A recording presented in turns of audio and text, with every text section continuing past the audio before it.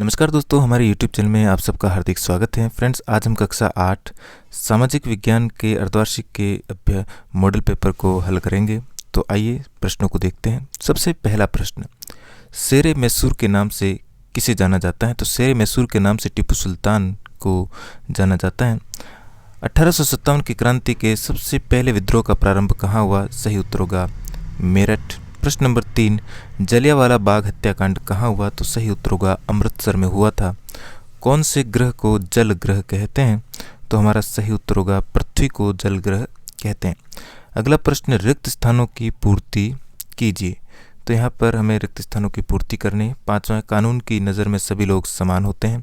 भारत में वयस्क मताधिकार की उम्र 18 वर्ष है। लौह मैग्नीज क्रोमाइट धात्विक खनिज हैं।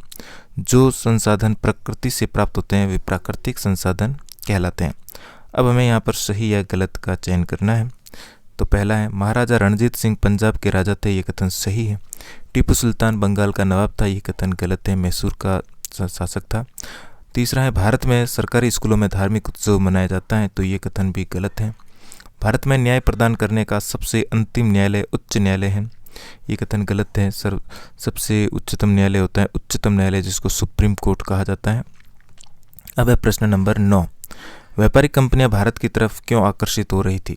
उत्तर होगा यूरोप के बाजारों में भारतीय सूती कपड़े, रेशम, काली मिर्च, लौंग, इलायची, दालचीनी आदि की जबरदस्त मांग थी। वे भारत में सस्ती कीमतों पर ये चीज़ें खरीद कर वापस यूरोप जाकर उन्हें ऊंची कीमतों पर बेच सकती थी।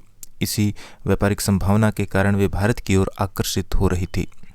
प्रश्न नंबर 10, ब्रिटिश शासन में घुमंतू काश्तकारों के सामने कौन सी समस्याएं थी? हमारा उत्तर होगा घुमंतू काश्तकार यहाँ वहाँ भटकते रहते थे और एक जगह ठहर कर नहीं रहते थे।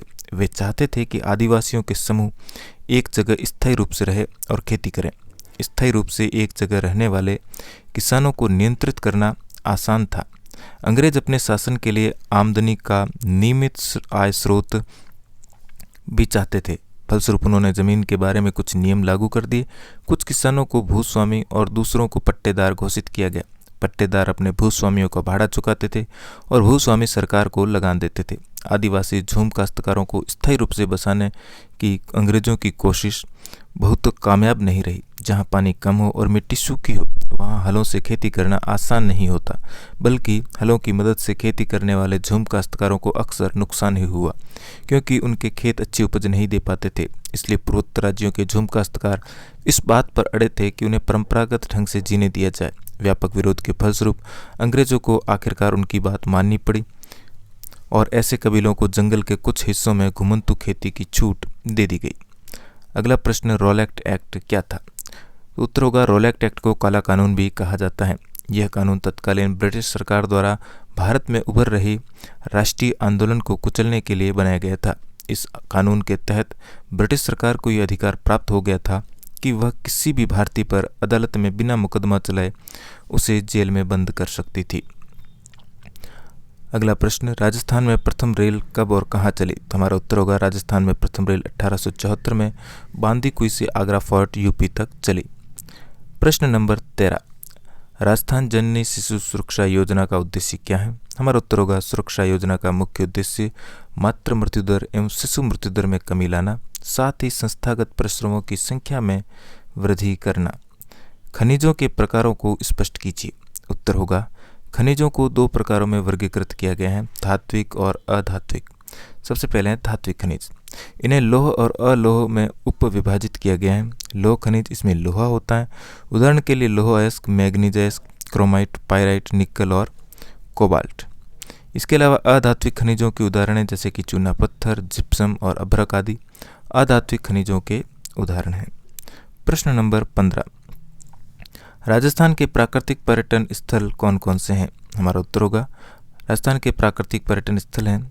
सबसे पहले राजस्थान की भौगोलिक बनावट व प्राकृतिक छटाओं के बीच जैसलमेर में मनमोहक रेत के टीले यानी कि धोरे, झीलों की नगरी उदयपुर में जयसमंद, फतह सागर, पिछोला, उदय सागर आदि झीलें एवं शिल्पग्राम, सिरोही का प्रसिद्ध पर्वतीय स्थल माउंट आबू और नक्की झील, अजमेर की पुष्कर झील, राजसमंद में स्थित राजसमंद झील, चित्तौड़गढ़ में चूलिया एवं मेनाल जलप्रपात, सवाई माधोपुर का रणथंभौर राष्ट्रीय उद्यान, अलवर का सरिस्का राष्ट्रीय उद्यान, भरतपुर का केवलादेव घना राष्ट्रीय पक्षी विहार, जैसलमेर व बाड़मेर में स्थित राष्ट्रीय मरु उद्यान, कोटा में चंबल नदी के किनारे घड़ियाल तथा मगरमच्छों के संरक्षण के लिए चंबल अभ्यारण्य प्रमुख हैं।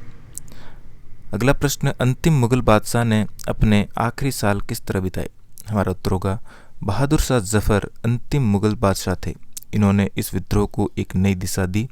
विद्रोहियों को आसानी से सजा दिलाने के लिए अंग्रेजों ने नए कानून पारित किए। बहादुर शाह जफर को आजीवन कारावास की सजा सुनाई गई। उनके बेटों को उनकी आंखों के सामने ही गोली मारकर उनकी हत्या कर दी गई और 1858 में उनकी बेगम जीनत महल को भी जेल भेज दिया गया। नवंबर 1862 में बहादुर शाह जफर की रंगून में मृत्यु हो गई। प्रश्न नंबर 17, सतत पोषणीय विकास पर टिप्पणी लिखिए। हमारा उत्तर होगा यह आर्थिक विकास की प्रक्रिया है जिसका उद्देश्य प्राकृतिक संसाधनों तथा पर्यावरण में बिना किसी हानि के वर्तमान तथा भविष्य पीढ़ियों दोनों के जीवन की गुणवत्ता को बनाए रखना है। अगला प्रश्न नंबर 16, राजस्थान के मानचित्र में कोई 5 स्थान दर्शाइए। गंगानगर, जयपुर, उदयपुर, जोधपुर, बांसवाड़ा। तो आप मानचित्र लाकर इस प्रश्न का मानचित्र में अभ्यास करेंगे। राजस्थान के मानचित्र पर इनको अंकित करके अभ्यास करेंगे। इसके साथ ही हमारा मॉडल पेपर यहीं पर समाप्त हुआ। वीडियो अच्छा लगा तो लाइक, शेयर और चैनल पर पहली बार आए तो चैनल को सब्सक्राइब जरूर करें। धन्यवाद।